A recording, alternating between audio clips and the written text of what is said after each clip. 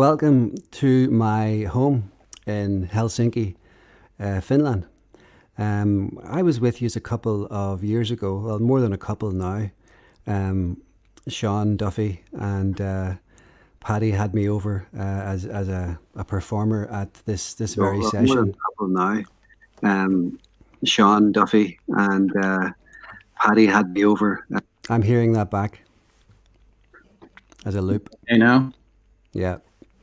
Right. But anyway, it was a great show. I remember that, and it was great to be in that state for the first time, and in Ohio, West Virginia, and yeah, I've been asked to sing a few songs and read a few poems from a book that I published. I think it's about 2 years ago now. Yeah, so this time 2 years ago, I was launching a book in Belfast, and collection of poems and that were mostly inspired by my father's photographs, some of which I played or I showed you during that performance in Ohio. So some songs and poems tonight, and so I'm looking forward to sharing them with you. So here we go. Without further ado.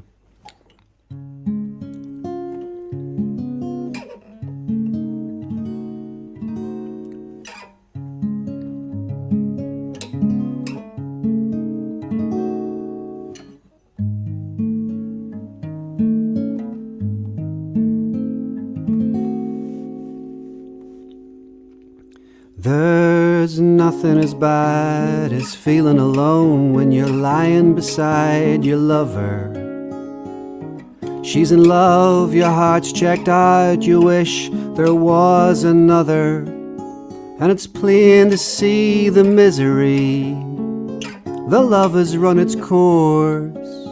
But oh, hold on, I could be wrong, I'm beginning to feel like I'm cursed. Autumn makes me think of Helsinki and the one that got away. I try to believe as the trees mourn their leaves that I wish I'd learned how to pray.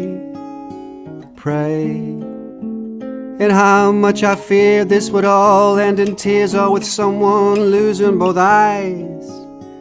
But oh, hold on, I could be wrong. There may be no need to cry. The birds move on, stop singing their songs, and the trees are down on their knees. And the beige and reds put summer to bed. Old love's whisked away with the breeze and the leaves. Now look at us stand with my head in your hands, and it finally dawns on me that I'm caught between my devils and your deep blue sea. Rapturous applause, I'm sure. Thank you. I hope you are having a good lunch break. It's a nice idea. I liked it the first time, and yeah, a lunch break with live music and poetry. Great stuff. Hope you can hear me okay there. This next one, actually, I'm going to read a poem now for you, and it's inspired by late nights spent in my father's darkroom in Irish Street and Church Street, Downpatrick, my hometown. And I used to go out with him on midnight runs to the scene of various fire bombings or bombings or whatever had happened. He would listen in on the scanner, the police scanner, and I kind of got used to the drill. I could kind of sense or hear or know when he was going to go out on one of these runs, and quite often I was dressed and ready to go with him. So there I would be, and I'd say, "Can I come?" And sometimes he let me, and we went anyway to see what was awaiting us. So we'd often come back and start developing in the darkroom that night or the next day. And this poem was inspired, like I say, by the photograph that you just saw there of the father and son walking through Divis Flats in Belfast in the early 70s. So this is a poem that I wrote about my recollections of being that kid on the milk crate, raised up, looking into the developing tray. So I'll read this for you now, and it's called Late Developer.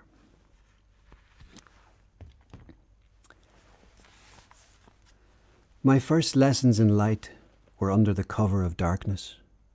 From bardic lamplit country roads to safe light enclosed, the dark room in Irish Street was like a lookout post.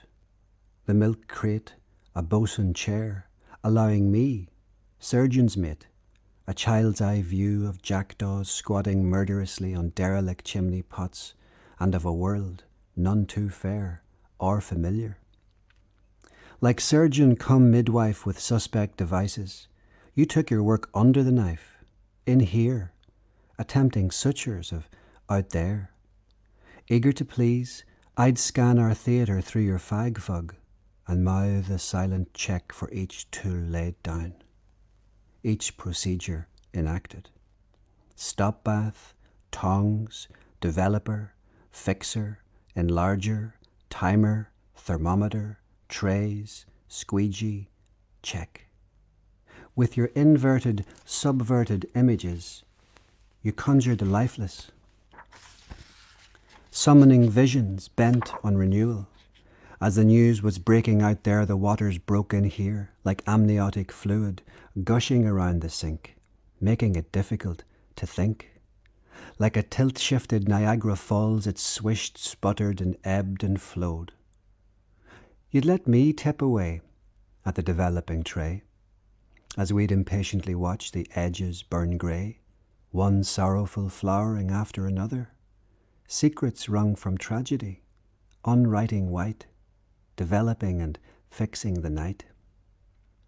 Surfacing through the fog salt, negatively positive, stills are born, light insensitive, so peaceful and mute, rendered, not sundered, after the storm. As you pull on your fag, the end flits freely, firefly-like. My da, a memory-making middleman, assessor from the Ministry of Lost Causes, taking sides under cover of darkness, an after mathematician, reducing a formula, a variable bidder with oblivion, a framer and custodian of unsolicited closures.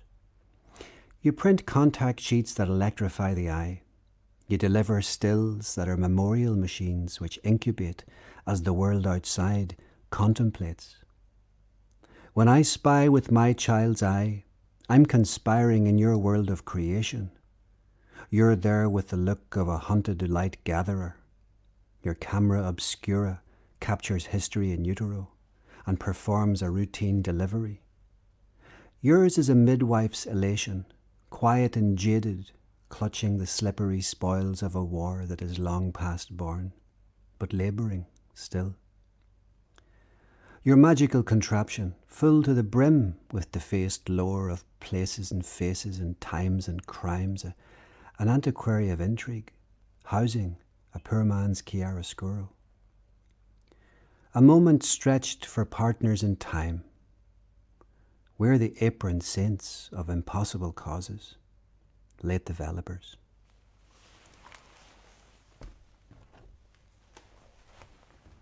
I'll try and cough over here. You notice I'm not wearing my mask. I forgot my mask tonight. I hope you'll forgive me for that. It's been a heady times. I think my last not my last time, but when I was in Ohio, West Virginia, I think it was maybe 2014 or 15, something like that. But it's been 4 years actually since I've been 4 or 5 years since I've been in America. So I'm due a jaunt back across the ocean. But this will have to do in the meantime. I'm going to read you another piece, an extract this time from one of my poems that comes from. Basically, there's 17 of my father's photographs in this book. and they're my 17 of my favourites. It's called Reconstructions, and poems, the troubles in photographs and words, poems by myself and photographs by my dad.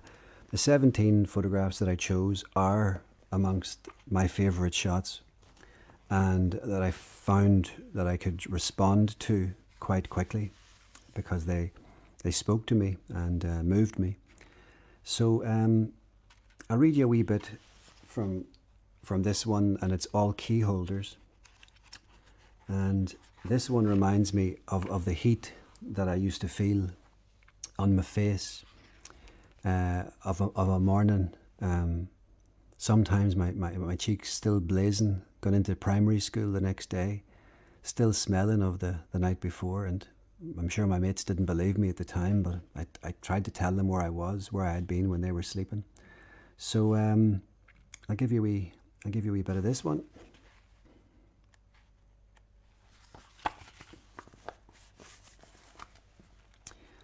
All key holders attend. The devil's in the retail. No sound needed to hear this one.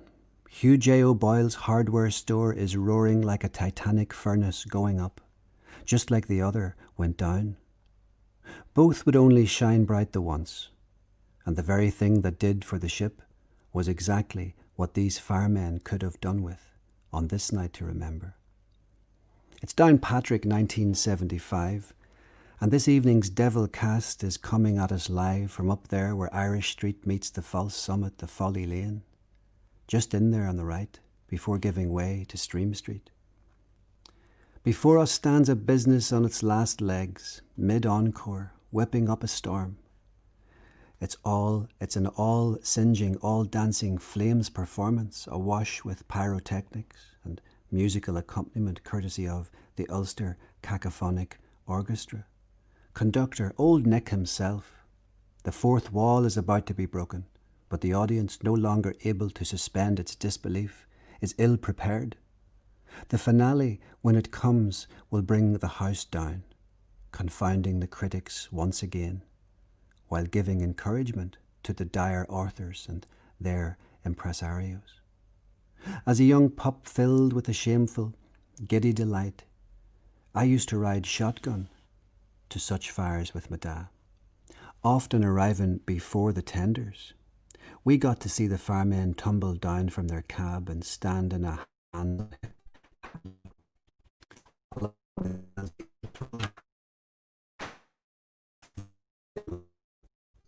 The spectacle before them. And then how they briskly rubbed their faces to break the spell out all bewitching sounds by shouting assessments, instructions, and unholy oaths in accents as thick as any farl that has ever graced an Ulster fry. On nights such as these, the Jesus, Mary and Joseph hotline crackled before going dead. But most of all, my cheeks remember the stovish heat and how my clothes and hair carried a thermogenic musk. Shutter speeds paying heed as they transform ecstatic spark into tracer-like ribbons on a stick, all skite and bow, flitting away aimlessly. But as dainty a dance as it might well be, stood next to the main event, it soon revealed for the sideshow it is, mere window dressing, as if this behemoth required fancy frill making. That fireman at 3 o'clock seems to be going through the motions, not wanting to get caught skiving. His hose a mind of its own is jetting like an uncorked bottle of champagne into the flood-lit night sky. Meanwhile, the old hands at 8 o'clock know a bad thing when they see it, and leave well enough alone. The deal with fate has been done, and those caught in rapture will live to firefight another day.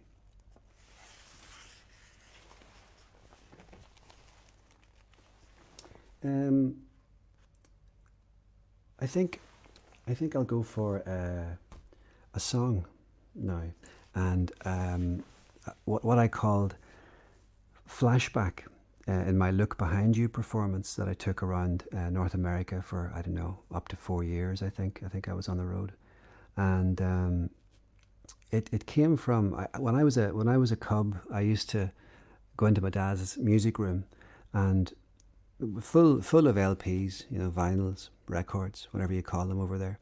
And I would go up and randomly pick one out, and if I liked the cover, I'd play it. As simple as that. And they weren't in alphabetical order.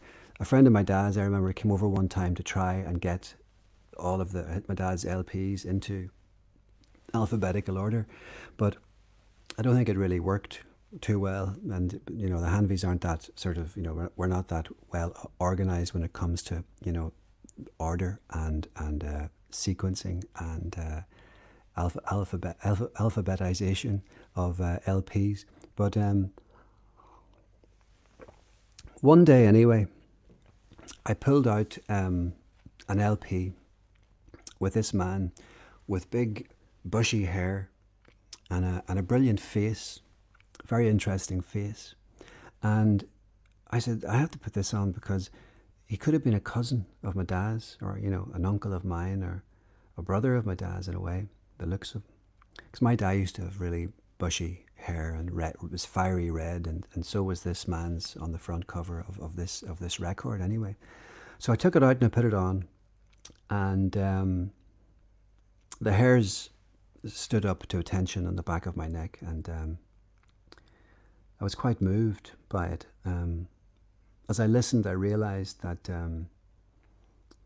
where I was for the first time, and in a way it was like an awakening for me, to connect the dots, and to know that this song was about a town in a region where I had spent the first 9 years of my life before discovering this record, this song for myself.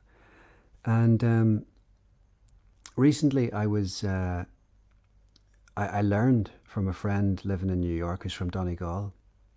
The song is a story about a man who leaves his native Derry and goes away to find work, and he comes back to find his old hometown in a very different shape and state than he left it. And recently, friends from Donegal, who's living in New York now, Jez Harkin, told me a nice story about his mother. They lived in Donegal, and his mother, Dell Holmes, originally who became Dell Harkins, she used to work in one of the factories, and as they would drive down, years later after she'd finished working in the factory, she'd always point out the factory that she had worked in, an old shirt factory. And when he told me this story, it breathed new life into this song for me, and it's already an important song for me. But this kind of give it a wee bit more of spice and context. And when I sing it now, I think of Dell. And so this one tonight is a flashback called The Awakening. And I'm going to sing a song by the man with the bushy hair, written by a Derry man called Phil Coulter. So without further ado, Sean, if you would line up The Awakening, please.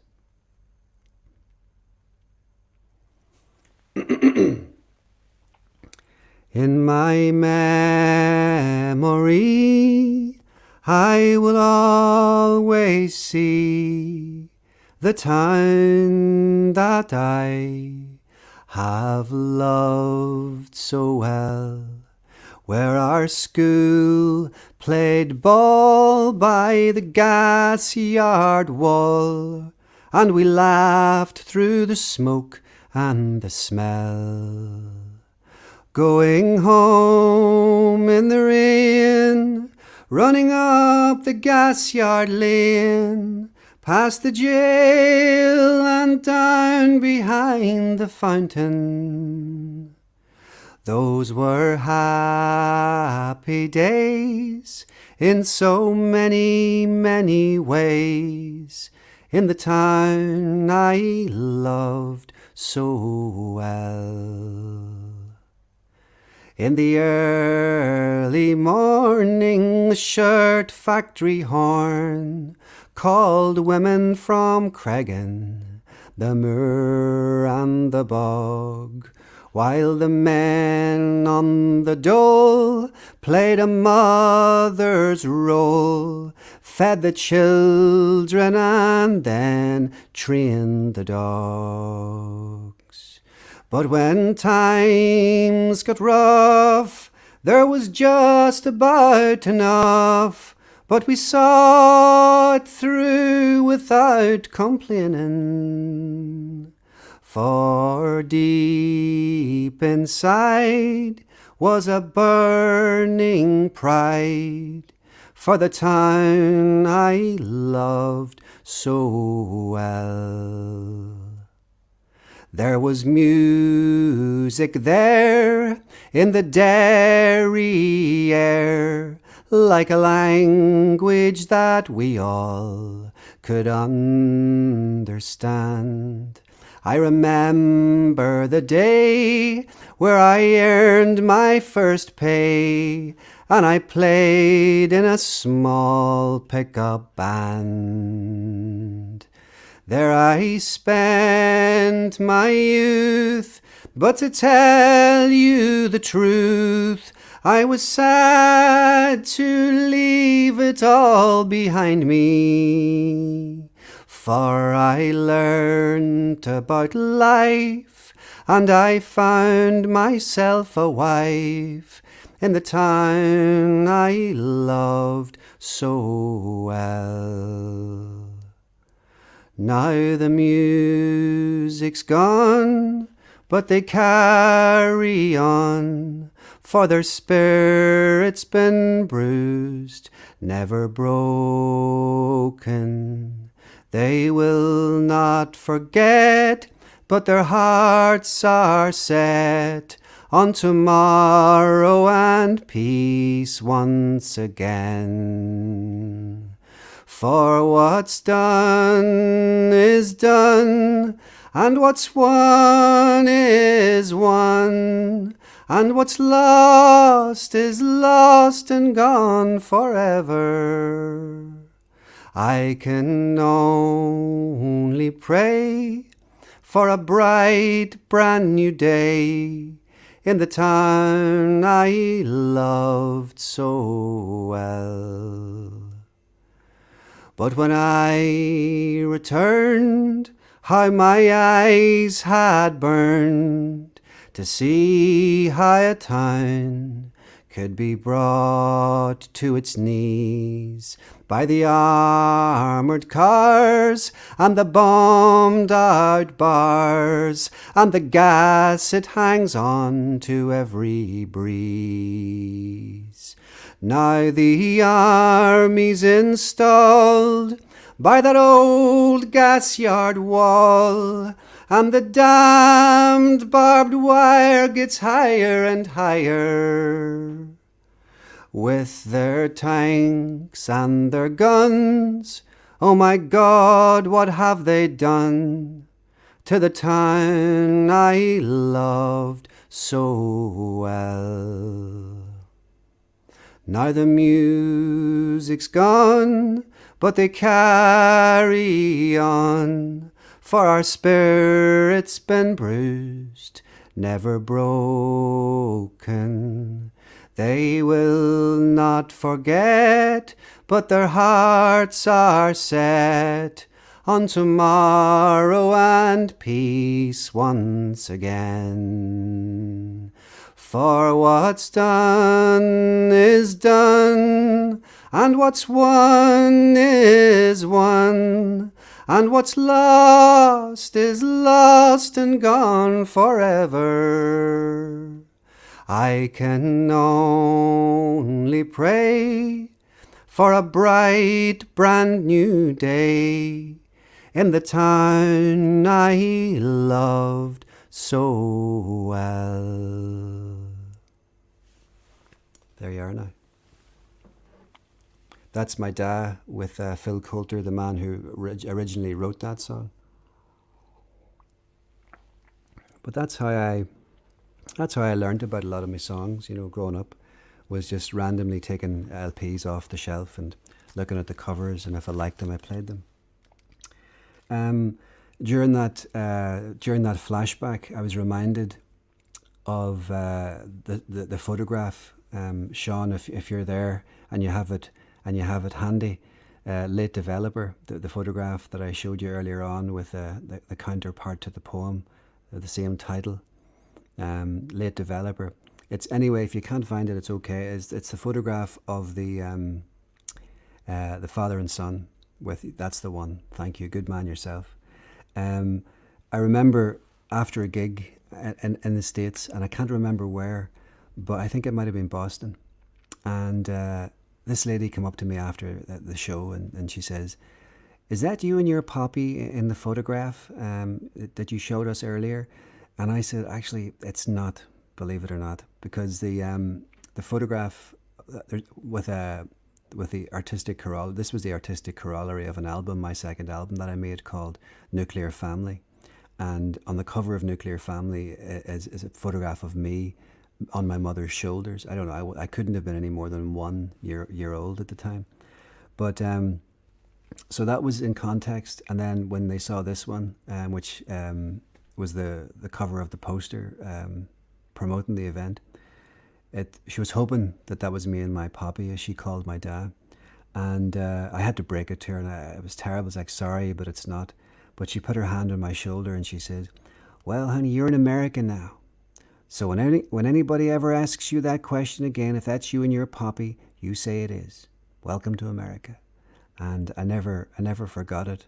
But I still hadn't the heart to tell the fib about it being me and my dad. It's a powerful photograph. I love how the boys' feet have made splashes in the puddle, and he's trying to keep up with his dad, but at the same time trying to do stuff that children do. So no matter what's going on around you, you're still a child and you still have to grow up. And it's a powerful photograph. The next one is a poem that I would like to read in its entirety. It's a short poem, and it's a powerful one that I don't want to talk too much about ahead of the poem, so as not to give it away. So if you could, Sean, line up 17, Cause to Grieve. That's the one. Thank you.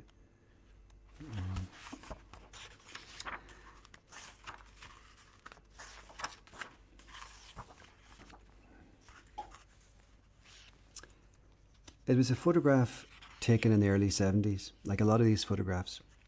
I was born in 72, so a lot of these photographs I would have seen in the making and in the taking and the framing of to be framed and put onto various walls in the living room at home. So this one's called 17, Cause to Grieve. Here stands a father saluting the soldier in his daughter, all 17 years of her, 16 Christmases. The unthinkable has stopped with him, and such doors don't get unknocked, undarkened. At 17, the only thing that I was sure of was that I wasn't sure of anything. The only thing I would have died for was a record deal. Confronted by the unnatural order of things, he tucks her in for the last time. Is he suspending grief with faux composure, saving his father's face for a less public place?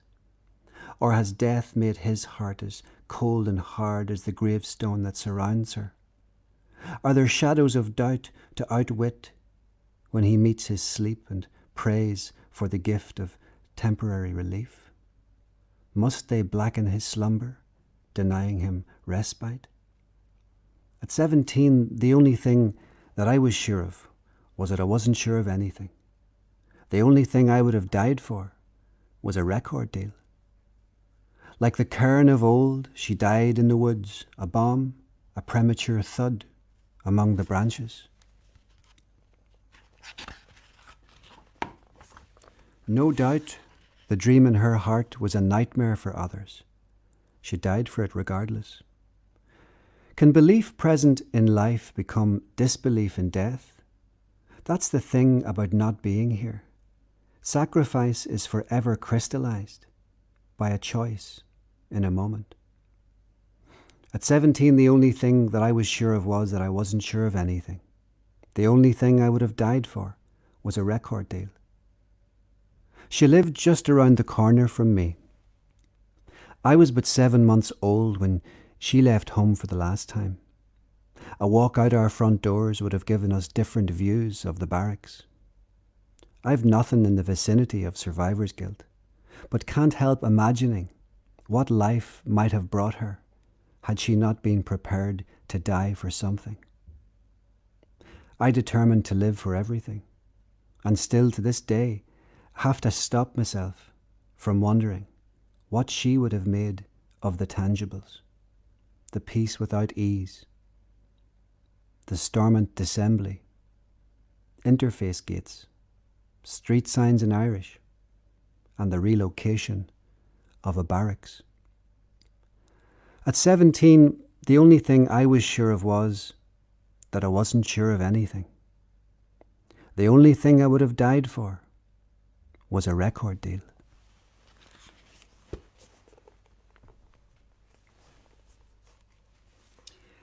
Her name was Vivian Fitzsimmons, and that's her father saluting his daughter at her graveside.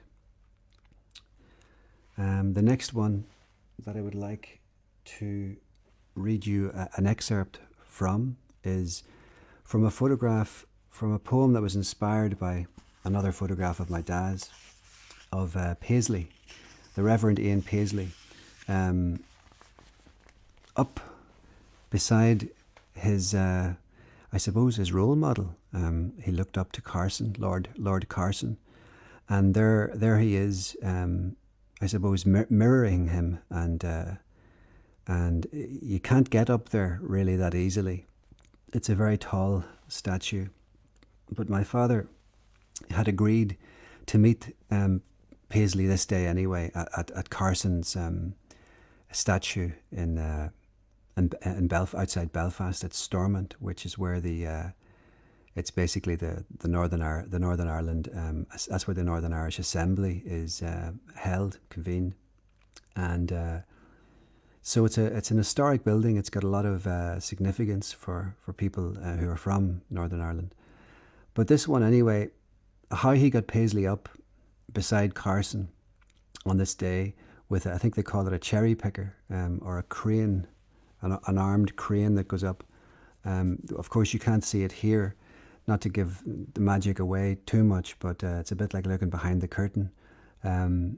Somebody's holding Paisley's leg there, a friend of my dad's, and so he wouldn't fall off the cherry picker. So the guy who actually was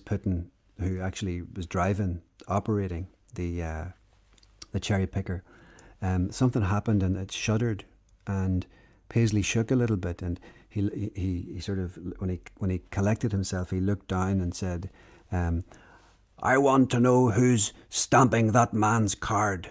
And I think it was it's very funny when my dad explains it. So it's Paisley showing that he actually had a sense of humour, and not many people knew that about him. And there was another story that the wind got into Paisley's eye, and he took out his hanky and rubbed his eyes and said, "Hold on, my friend, I have to get this water out of my eye." And my father shouted over, "I hope it's not holy water." And he says, "It is holy water." And he went about spelling WHOLLY, which I thought was quite funny. So I'll read you a wee bit from this poem that I've called Carson Parson. Some ask if there's any rumour in the truth that Carson's statue is deliberately positioned with his arms stretched out before him in the direction of his native Dublin and, by extension, the Irish Republic. While it's something we can grab onto as an angle, it's too obvious, it's too believable. since Carson saw partition as a betrayal.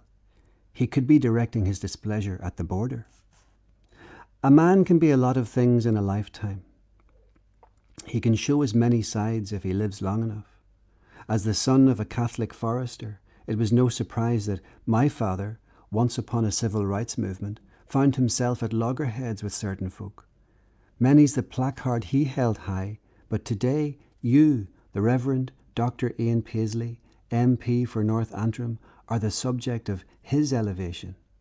Never one to miss an opportunity, you are quite literally rising to the occasion on a whim and a prayer. And that's my dad, the master image builder, about to capture and hold you captive, and not just for the day that's in it. Might your upward arm sweep be that of a long jumper or a gymnast, signalling intent 1 step a year, sometimes backwards, for the next 20 or so? Mirroring Carson channeling Chamberlain, you hold in your hand the remnants of a covenant. It's your turn now, come what may. The uncrowned King of Ulster, perfectly taken off in this moment in life, the very incarnation of unionist integrity and dissent. Your bluster was always a function of your imposing figure. A bellicose, blunder-bussing scattergun of a man, you seemed to claim the word defiance was of your own minting. I rack my brains trying to think of a word for defeated, yet defiant, and Ulster was all I could muster.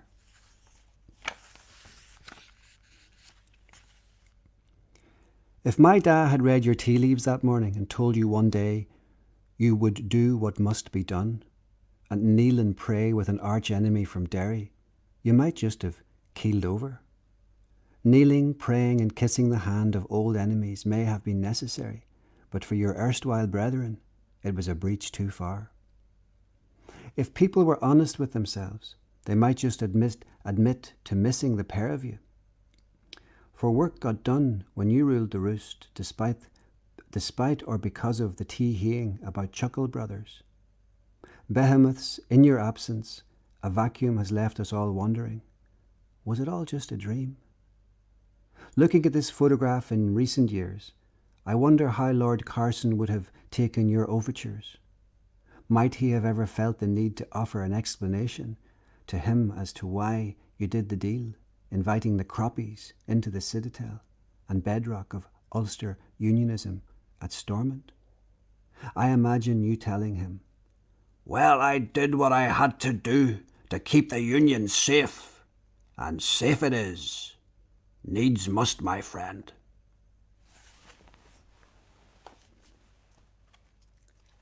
So that was Carson Parson. And that was me taking on Paisley in case you thought I was possessed or something at the end there. That's my best Paisley impersonation. Another bit from a poem about our flag. Do you like my sofa, by the way? I have a green one in the bedroom and a white one downstairs, just in case you're wondering. We've all colours represented here, and this is a nice segue into the most trying of colours. The French gave us a flag once upon a time, and well, it's a very controversial flag. It was given with good intent. It was the colours orange and green were to represent the nationalist and unionist loyalist communities, and the white in the middle was that place for to reach across to each other.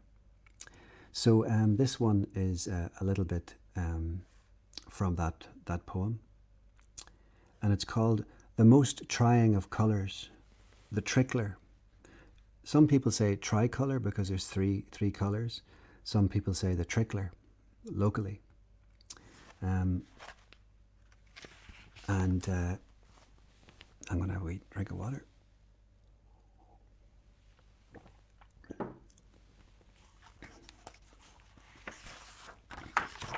This was a hard one to get down, to edit, to reduce into size, into the published version.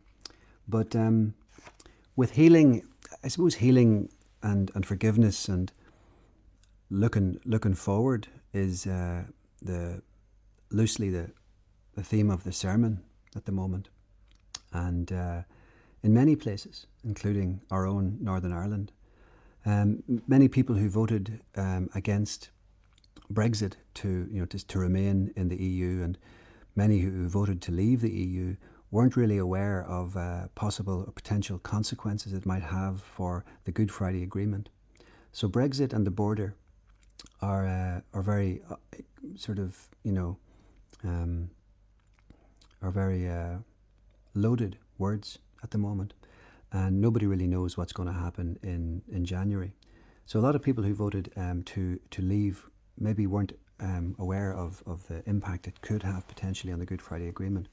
So looking forward, as I always try and tend to do, this next poem, this next piece of the poem, is about that place in between the orange and the green, and what might happen if people had a wee look into it and see what they could see. I used to sit beside a guy in maths class who was obsessed with the Republic's flag, or as he would have it, the trickler, a flag that could do tricks. No joke. He could spend the whole class with his magic markers colouring in the green and diluting the orange, and since maths wasn't exactly my thing, I watched him, out of the fascination it would bring, and bewilderment. He'd go to great lengths with his ruler to frame the panel's boundaries, taking great care so that the colours wouldn't overlap or run, as that would send him into an awful flap, where pages would get ripped out, scrunched up and chucked into the general direction of the bin. Those boundaries were there for a reason, and so he was back to scratch. I mind loving the chemical stench the shiny glittery gold pen released when let flow, bleeding and sniffing into the four corners of its panel. When he ran out of gold, yellow would do. The icing on the cake came in the form of his team's name, Celtic FC, oozed with the baker's precision, as if from a piping bag. Once finished, he'd admire his handiwork before doing a curt drum roll on his jotter-skinned snare drum and a lap of honour around his very own park head. And then he'd start all over again. It's St. Patrick's Day on Irish Street, the same street that housed my first 9 years, in a town that lays claim to the patron saint's resting place, whose grave sits right next to the old jail there, in which they hanged the man from God knows where. Claimed by both sides, and Armagh, the saint is back by popular demand. With the colour guard before us, the central figure is the Ulster cycle, Cuchulainn. Seems to be giving Cullen his due, a hound in lieu of the one he'd killed with sliotar and a stick as a child. He's seen not towing but walking a line, flanked left and right by comrades in a controversial procession. And sure enough, there it is, the tricky trickler, causing tongues to flap 3 sheets to the wind. At it again. What do you see when you look at the trickler? The past drawing near and gawking back at you? This most trying of flags is a tricky one. Perhaps it's weathered one too many storms, been left out in the rain too long. Since its inception, it has provoked ire, finding it tricky to trudge the mire. It was only ever able to rally nationalists around it and unite loyalists against it, symbolising division at best. Aye, them's disowning it, as if it was ever theirs to begin with. Claimed, unclaimed, revered, spurned, hoisted and burned. We bicker and gurn the days and nights through, despite the high hopes the French had for us, envisaging a promotion, not a subversion, of social cohesion. Partly or universally rejected by colliding tribes, the tricolor feels like a flag in flux, is every bit down on its luck, and the Irish just make it stick, no matter what. Green, white and orange. Three's clearly a crowd. Others know when they're not wanted, And if Billy doesn't want it, well, so be it. We'll change it. Green, white and gold, the remould. Not sold in gold. Aye, the trickler's now stickler for the shades. You'd think the flag, like any fabric, would have come with clear instructions. Do not hot wash, as there might be ructions. Colours may fade or run in time. Clearly the instructions were lost in translation. So that was the tricky trickler. Excuse me. It's very dry. I'll take some water. All right. Now, where are we? How are we for time? You've 10 minutes left of your lunchtime, which means that I've got 10 minutes left of what I'm doing here. So, in that case, I'm going to sing a song. Maybe we could go to Now and Then, Sean. Would that be possible? The flashback. Now and Then. If you can get her up.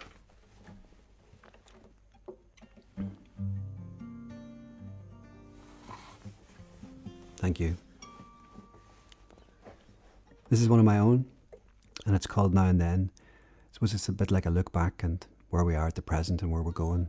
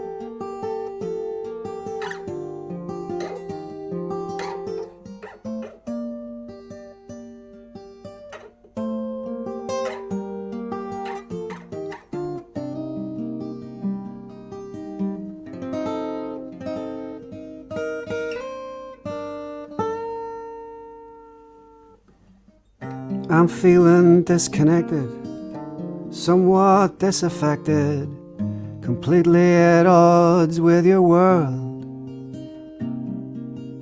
And I know I've a ways to go, directionless so I'm told, completely at odds with your world. You showed me how to love myself, forgive myself. Then the fun began, and away I ran into your sun.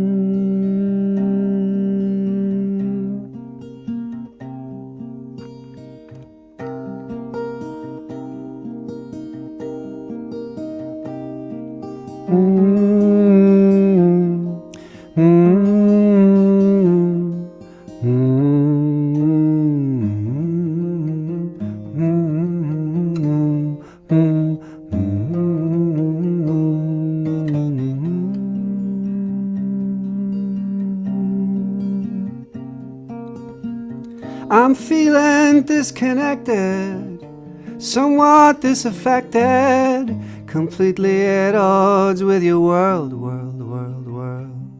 And I know I've a ways to go, directionless so I'm told, completely at odds with your world, world, world, world. You showed me how to love myself, forgive myself. Then the fun began, and away I ran into your sun.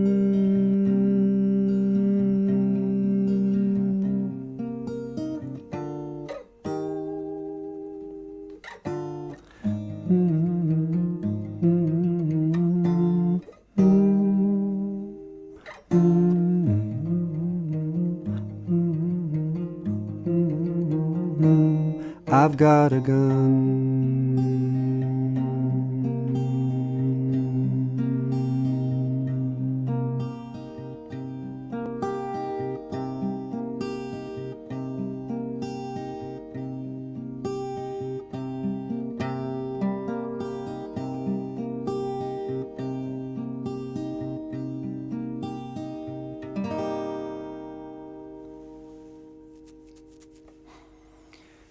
I suppose that song could be looked upon as a warning, where we don't want to go, what we don't want to go back to.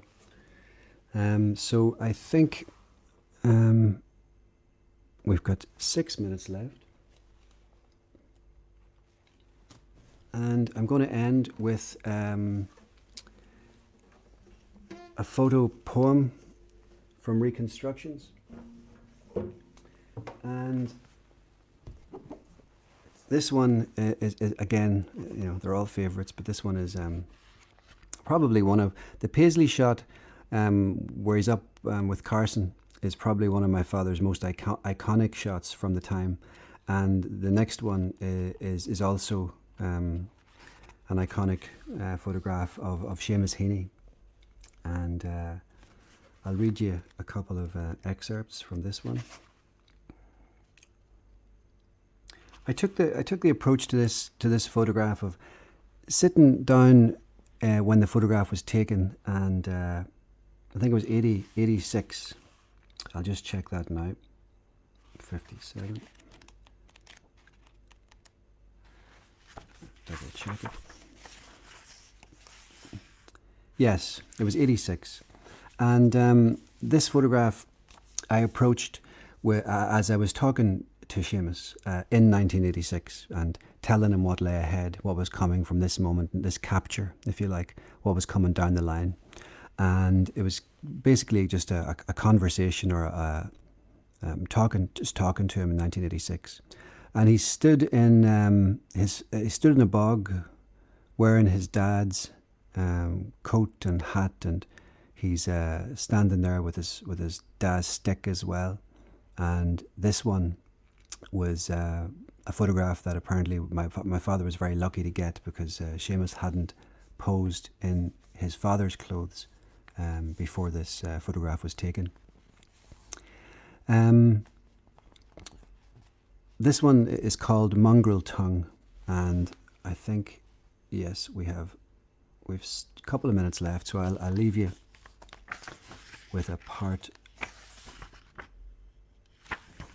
Yeah.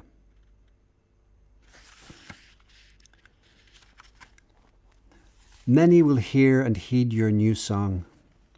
No work of yours will ever send men out to die, and that something is already everything. Instead, you will us to be the best Sunday best versions of ourselves, a linguistic mixed marriage, runts of the litter, reared as your own. You're wording the gold in the glue, the bright sun on our mongrel tongue. Sankofa bird-like, you're reaching back and pointing forward. Joyce's necessary nod has given you plenty to ponder. With vows renewed, your receiving station is lit up like a runway. Having foregone the apple of grievance, a new tongue must become a land all of its own, a ground for framing futures. Rambunctious Ulster cheek and jowl between you be it. And now, some 30 years after you stood in that bog, the vessel for your heart and soul has since betrayed you. Yet you stand as tall today as you ever did. You took us way out beyond the edges of ourselves, to the great divide where the tongues collide, where the good in oneself can be seen in any other, in those hidden places and faces of Ulster. A starting place, a home place else. Thank you. I hope I was a nice accompaniment to your lunch and you haven't got indigestion. Thanks for. I'm only realising now. Actually, there's some messages here. Okay. Good to see you tuning in. I wasn't just singing to myself. So thank you very much, Sean Duffy, for having me again, and for all of your patience in getting this set up. And lunch and books. It's been a pleasure to be back with you. Hopefully, I get over in the flesh one day in the hopefully not too distant future. I'm due a jaunt across the ocean, so we'll see. But thank you today for listening to me, my poems and my stories and songs. And it's been a pleasure to read them to you and for you, and to sing my songs.